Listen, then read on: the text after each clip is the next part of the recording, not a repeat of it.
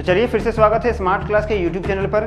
देखिए आज का जो टॉपिक है ये बात करने वाले हैं हम लोग ताइवान और चीन के विवाद के बारे में। देखिए ताइवान और चीन आज बहुत बड़ा मुद्दा बन चुका है। दोनों देशों के बीच लगातार टकराव हो रहा है और दोनों देश एक दूसरे के कट्टर दुश्मन बन चुके हैं। तो इसका क्या इतिहास है इसको आज हम लोग जानते हैं पहले। उसके बाद इसमें ये भी जानेंगे कि अमेरिका क्यों ताइवान का इतना सहायता कर रहा है चीन के विरुद्ध, और चीन क्यों लगातार ताइवान पर अपने घुसपैठ नीति को लागू किया हुआ है उसे हथियाने के लिए। तो देखिए इसका इतिहास कुछ ऐसा है कि 1894 से पहले चाइना में अर्थात चीन में क्वीन वंश का शासन था।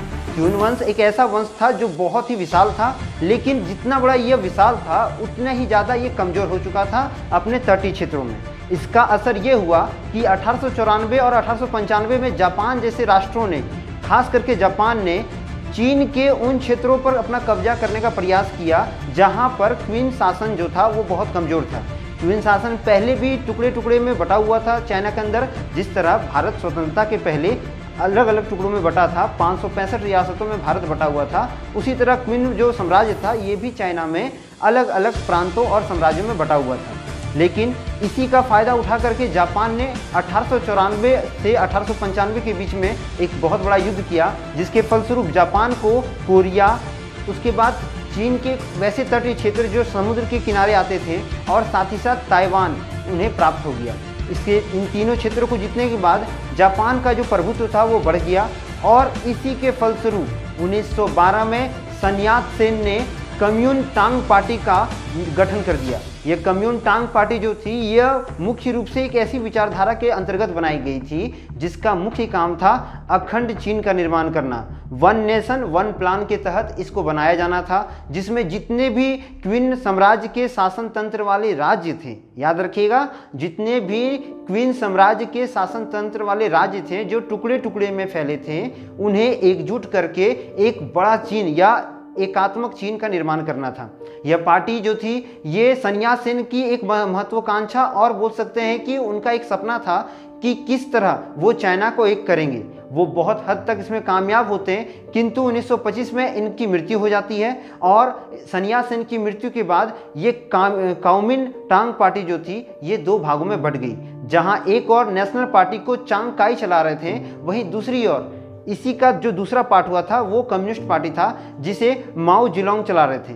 देखिए माओ जेडोंग जो था, इन दोनों का, और नेशनलिस्ट पार्टी या बोल सकते हैं आप कम्युनिस्ट पार्टी, इन दोनों का विचारधारा जो था वो बहुत अलग था, लेकिन इनकी मंजिलें एक ही जगह मिलती थी। ये दोनों चाहते थे कि चाइना एक सुपर पावर बने, लेकिन इनकी विचारधारा और इनकी सोच जो थी वो काफ़ी अलग थी। जहाँ नेशनलिस्ट पार्टी का ये सोच था कि जितना भी साम्राज्य है चीन के पास, या जो भी इनके पास जनता है, वो अपने द्वारा सरकार को चुने, यहाँ लोकतंत्र हो और लोकतंत्र द्वारा चाइना का विकास किया जाए। जबकि कम्युनिस्ट पार्टी अर्थात माओ जेडोंग का द्वारा यह सोचा गया था कि जितना भी शासन तंत्र है चाइना में, उन शासन तंत्र को संभालने का पूरा प्रक्रिया राजा के हाथ में होगा, अर्थात यहाँ पर सत्ताधारी राजा के अनुसार काम होगा, ना कि जनता के द्वारा। और इस विचारधारा के कारण दोनों पार्टियों के बीच में काफ़ी नोकझोंक होती थी। बहुत जगहों पर इन दोनों पार्टियों में क्रूरता और बोल सकते हैं ऐसी समस्या होती थी जो गृह युद्ध को बढ़ावा देता था। देखिए 1927 में नेशनलिस्ट पार्टी ने यह सोच लिया था कि वो कम्युनिस्ट पार्टी को पूरी तरह खदेड़ देगी चाइना से, और इसी के तहत संघाई में नेशनलिस्ट पार्टी ने बहुत ज़्यादा मात्रा में कम्युनिस्ट पार्टी को मारना शुरू कर दिया, लगातार उनकी हत्या करनी शुरू कर दी, और एक बहुत बड़े नरसंहार में 1.5 लाख से 2 लाख कम्युनिस्ट पार्टी के समर्थकों को मारा गया। बच्चे, बूढ़े, नौजवान और सभी तरह के जो कम्युनिस्ट पार्टी के समर्थक थे उन लोगों को मारा जाने लगा। ये नरसंहार 1927 से 1950 के बीच में चला, जो लगातार छोटा छोटा हत्याकांड में होते रहता था। और इसी को देखते हुए जापान जो था एक ताक में था, और उसने इसका पूरा फायदा उठाया। जापान ने इसी समय में लगभग 1930 के वर्ष में उसने तुरंत चाइना पर हमला किया और चाइना के मंचूरियन क्षेत्र को अपने में मिला लिया। देखिए उस समय जापान जो था वो बहुत चरमोत्कर्ष पर था। आप ये बोल सकते हैं कि जापान अपने ताकत का पराक्रम पूरी तरह से चाइना में दिखाना चाहता था और चाइना को हड़पना चाहता था, किंतु वो पूरी तरह कामयाब नहीं होता है, क्योंकि तब तक नेशनलिस्ट पार्टी और कम्युनिस्ट पार्टी ये बात को समझ चुके थे कि अगर हम लोग दोनों लड़ते रहेंगे तो इसका फायदा तीसरा उठा लेगा, अर्थात जापान उठा लेगा। और इसी को समझते हुए उन दोनों ने अपने आपसी मतभेद को दूर किया और कुछ समय के लिए दोनों पार्टियां मिलकर के जापान के सैनिकों को खदेड़ना शुरू कर दी। और ये बहुत बड़ी सफलता जो थी उन्हें हासिल होने के बाद उन लोगों ने एक तरह से बोल सकते हैं कि चाइना में कुछ वर्षों के लिए शांति स्थापना की। लेकिन यहाँ पर ये जो दो युद्ध हुए थे, देखिए पहला युद्ध तो 1894 में जापान और बोल सकते हैं चाइना के बीच हुआ था। तो पहला युद्ध जो था इसे साइनो जापान युद्ध कहा जाता है और दूसरा युद्ध जो था वो ये 1937 में हुआ। इस युद्ध को दूसरा साइनो जापान युद्ध कहा जाता है। 1937 से 1945 के बीच यह युद्ध चला था जापान और चाइना के बीच में, जिसके बाद जापान ने मंचूरियन नामक एक क्षेत्र को अपने कब्जे में लिया और साथ ही साथ ताइवान भी अभी तक उसके क्षेत्र में था और कोरिया तथा जितने भी तटीय समुद्री क्षेत्र थे वो भी अभी तक जापान के क्षेत्र में था। किंतु यहाँ पर अब एक अलग रूप देखने को मिला। यहाँ पर नेशनलिस्ट पार्टी को अब कम्युनिस्ट पार्टी अपने दबदबे में लेना चाहती थी। इसीलिए कम्युनिस्ट पार्टी ने सीधा तौर पे रूस से सहायता मांगी। रूस ने बढ़ चढ़ कर कम्युनिस्ट पार्टी की सहायता की और नेशनलिस्ट पार्टी को अब मारना शुरू कर दिया।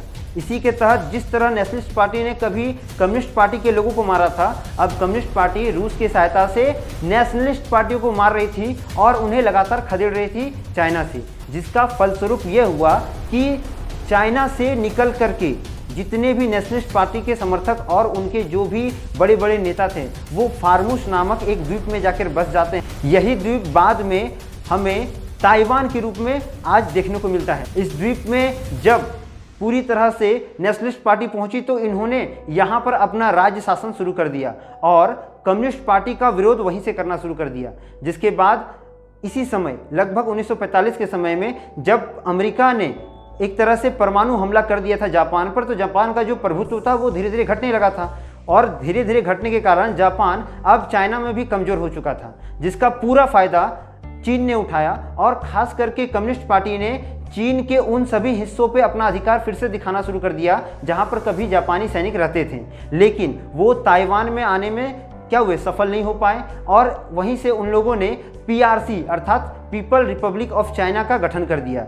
यानी कि जो चाइना का बड़ा हिस्सा था उसे अब पीपल रिपब्लिक चाइना कहा गया, जिसके आधार पर चाइना ने खुद को स्वतंत्र घोषित किया कम्युनिस्ट पार्टी के आधार पर। किंतु जो ताइवान के हिस्से में था, जो जमीन अभी नेशनलिस्ट पार्टी के हाथ में था, उसे चाइना का सबसे बड़ा बिंदु केंद्र माना गया और चाइना के इस छोटे से भाग को, जिसे अभी तक पीपल रिपब्लिक ऑफ चाइना ने नहीं हथियाया था, इसे रिपब्लिक ऑफ चाइना नाम दिया गया। इसका जो मेन लीडर था उसका नाम चांग काई शेक था। चांग काई शेक शुरू से ही अपने आप को बोल सकते हैं कि ताइवान का राजा घोषित कर चुका था और यहाँ पर पूर्ण रूप से लोकतांत्रिक शासन व्यवस्था चालू थी। क्योंकि नेशनलिस्ट पार्टी का पुराना ही स्लोगन था कि वो लोकतंत्र सरकार को मान्यता देती है, ना कि राजतंत्र सरकार को। इसलिए चांग काई शेक ने चाइना के बड़े भाग को अपना क्षेत्र बताया और वो ताइवान से ही लगातार ऐसे बातों को कहते हैं जिससे वो चाइना पर अपना दबदबा दिखाने का प्रयास करे। किंतु चाइना भी यहाँ पीछे नहीं हटती है, वो लगातार ताइवान के क्षेत्रों में, चाहे वो वायु क्षेत्र हो या जल क्षेत्र हो या जमीनी क्षेत्र हो, वो घुसपैठ करने का प्रयास करती है और ताइवान के क्षेत्र को हथियाने का प्रयास करती है। देखिए वर्तमान समय में हाल फिलहाल में कुछ ऐसी भी घटनाएं हुई है जहां पर आप देख सकते हैं कि लगातार चीन अपने जिस तरह से दबदबे और जिस तरह से एयरफोर्स के द्वारा, अपने जल जहाज़ों के द्वारा ताइवान पर हमला करने का प्रयास करता है, उनकी सीमा में प्रवेश करने का प्रयास करता है। इससे ये साफ पता चलता है कि चाइना अब ज़्यादा दिन तक ताइवान को एक देश के रूप में नहीं रख सकता है। अब धीरे धीरे वो ताइवान को अपने में मिलाना चाहता है, किंतु ताइवान भी यहाँ पूरा तरह से अपनी बुद्धि का प्रयोग कर रहा है। वो अमेरिका से हर प्रकार के युद्ध सामग्रियाँ ले रहा है, जिससे अमेरिका और ताइवान की जो दोस्ती है वो बहुत ज़्यादा प्रगाढ़ हो चुका है। भारत से भी ताइवान का बहुत अच्छा रिश्ता चलता है और बहुत अच्छा संबंध होने के कारण ताइवान जो है इन देशों के समर्थन से चाइना को जवाब देने में बहुत ज़्यादा मात्रा में बोल सकते हैं कामयाब होता है। तो आज की वीडियो में हम लोगों ने जाना कि किस तरह चाइना और ताइवान का जो युद्ध है ये आपस में हो रहा है और किस तरह दोनों देशों का जो टकराव है वो बहुत ज़्यादा देखने को मिल रहा है। देखिए अमेरिका इसमें खुल करके ताइवान का मदद करता है, क्योंकि अमेरिका को इससे बहुत फ़ायदा है। वह शुरू से चाहता है कि चीन के अर्थव्यवस्था और चीन की जो विशाल प्रसार क्षमता है उसको कम किया जाए, जिसके तहत वो ताइवान को एक मोहरा बनाकर यूज़ कर रहा है। तो आशा करते हैं यह वीडियो आप बहुत अच्छे से समझ गए होंगे। मिलेंगे हम लोग अगले वीडियो में, तब तक के लिए चैनल को लाइक करें, शेयर करें, सब्सक्राइब करें। वंदे मातरम, भारत माता की जय।